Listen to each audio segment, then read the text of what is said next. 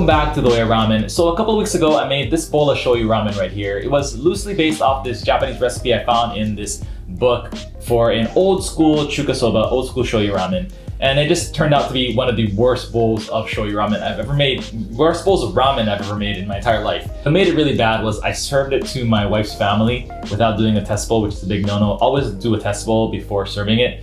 And I was so embarrassed at how bad it was. Here I am, I'm this guy that has a YouTube channel about making ramen, and I'm serving this garbage to people.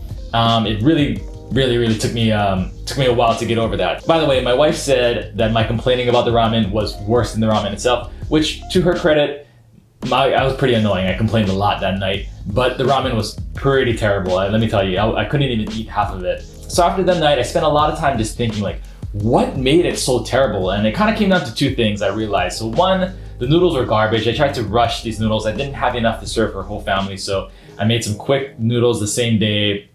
It was terrible. And the second thing, which is going to be the focus of this video, was the tare just did not match the soup at all. It had way too much stuff going on. So for shoyu ramens, I generally just cheat and use the tare from the tori paitan video. I really like that tare.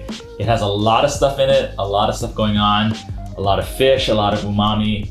But for this soup, which was fairly simplified, it had no dashi components at all, it just did not match at all. It was too many things fighting for attention, too many flavors fighting in my mouth, and it just turned it terrible. So I went back to my books, I looked online for a bunch of simplified shoyu tares, tried to go the exact opposite way of the normal shoyu tare that I normally use. The one we're gonna talk about today comes from a YouTube channel from a ramen shop in Japan called Menya Gakucho. The chef has a YouTube channel he's been uploading content to, some really great stuff for ramen home cooks, so you should check it out. I'll link it up in the description below. But this shoyu tare instantly transformed what was once one of the worst bowls of shoyu ramen I've ever made to one of the better shoyu ramens. Of course, I used better noodles too, but the tare alone turned the soup from something that was pretty disgusting into something that was really great. I think for this style of soup, you want the soup to be the star and the tare to play a supporting role, and that's what a simplified shoyu tare can do for you, or simplify any kind of tare. So if you're making ramen at home, oftentimes we can put more emphasis and energy into the soup, and the tare can actually be much more simple and just play that supporting role to kind of lift up the soup and work together with the soup to make a really nice experience. So this recipe is super simple, and I'm gonna show you how to make it right now.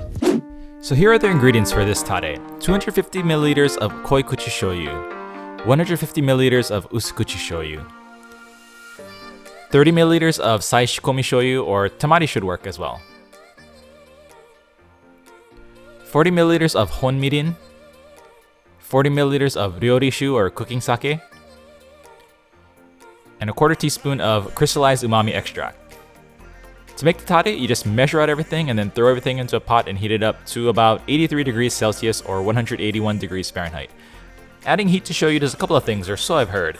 The first thing is it stops the fermentation process or further fermentation. So I'm guessing that the shoyu, especially raw shoyus like kijoyu, have things in them that continue to ferment as they age. And so adding heat kills those things that ferment shoyu and stops the process right there. And the second thing is adding heat brings out more of the aroma of shoyu. It makes it smell better, basically. I don't know if these things are true, that's just what I've heard. Anyways, I missed my cue, but once it hits 82 or 83 degrees, just keep it there for a minute and then take it off the heat and rest it overnight, covered with a newspaper or something they can breathe. The next day you can transfer this to a container and then pretty much just store this in the fridge indefinitely for whenever you want to make shoyu ramen. This makes about 15 servings, by the way, so you can keep that in mind when you make this recipe. And that's it. It's pretty simple, but the shoyu tare is actually pretty good, especially for soups that have a lot of depth and complexity to them already. It fits perfectly for that. So what I personally tried first with this tare was just using 30 ml of the tare to 300 ml of soup, and also pairing that with just a plain chicken fat aroma oil. I also added a little bit of lemon zest to the bottom. You can't see it because I forgot to film that, but a little bit of acidity, always a nice thing to add to shoyu ramen. And then this is just way too much noodles. I thought I portioned this better. It shouldn't look like this when you make ramen. This is what it looks like when you add too much noodles in there, so don't follow my example here. But that's pretty much it. This is actually the same soup as that first terrible bowl I was talking about earlier in the video. And with this tare, it's fantastic. It fixed it. So I'm going to have a video on how to make this soup in the future. It's a great soup, no fish in it at all. So people who don't like fish, it should work for you. But that's it, guys. Super simple. I want you guys to try it out and let me know what you guys think about it.